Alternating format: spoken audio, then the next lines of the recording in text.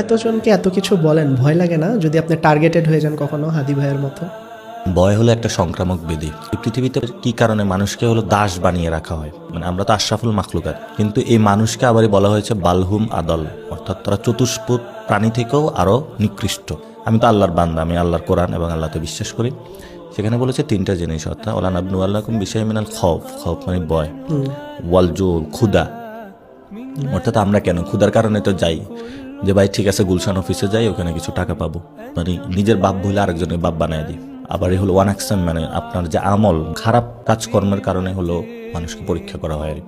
এই তিনটা জিনিস আমি আমার লাইফ থেকে বাদ দিয়ে দিয়েছি। রাসূল সাল্লাল্লাহু আলাইহি সাল্লাম যখন ইসলামের দাওয়াত দিয়েছিলেন, বলছে তোমাকে চাঁদ তারা দেওয়া হবে, সূর্য এনে দেওয়া হবে, তারপরও তো মুখটা বন্ধ করো।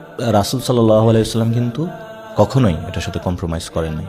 তো এখন আমি যদি বলি লা ইলাহা ইল্লাল্লাহু মুহাম্মাদুর রাসূলুল্লাহ, অর্থাৎ আমি রাসূলকে বিশ্বাস করি সাল্লাল্লাহু আলাইহি